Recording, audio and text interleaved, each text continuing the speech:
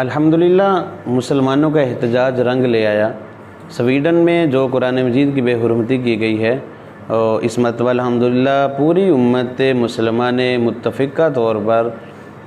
اپنے اپنے حلقے میں، اپنے اپنے ملک میں، اپنے اپنے علاقے میں احتجاج ریکارڈ کروائے اور اس کی مذمت بیان کی ہے۔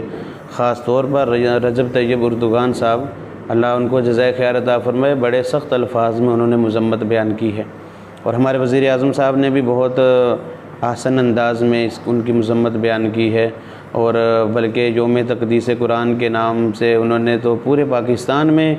یہ دن منانے کا کہا، اور مختلف ہر جماعت نے تقریباً اس میں حصہ لیا ہے اور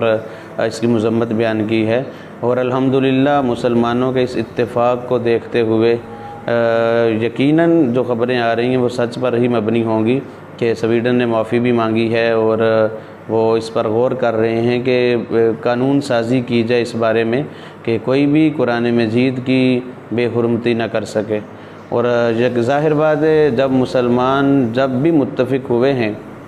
تو اللہ رب العزت نے بڑے بڑے فیصلے کروائے ہیں، اور انشاءاللہ امید ہے اللہ رب العزت کی ذات پر مسلمانوں کے اس طرح اتفاق کو دیکھتے ہوئے اللہ رب العزت ضرور ان کی خبر لیں گے، جنہوں نے ایسا کیا ہے ان کو اللہ رب العزت خود اپنی پکڑ میں لیں گے۔ اور یاد رکھیں، مسلمان جب بھی متفق ہوئے ہیں پھر کفر کو اتنی جرأت نہ ہو سکی کہ مسلمانوں کی طرف میلی آنکھ سے بھی دیکھ سکے۔ بس ہم دعا کرتے ہیں کہ اللہ رب العزت مسلمانوں کو اتفاق، اتحاد، پیار اور محبت سے رہنے کی توفیق عطا فرمائے، اور باہمی جو اختلافات ہیں، مخالفتیں ہیں، ان کو ایک طرف رکھ کر جو ہمارا دین ہے، جو اسلام ہے، اس کے مطابق سب مسلمانوں کو اللہ تعالیٰ زندگی گزارنے کی توفیق عطا فرمائے۔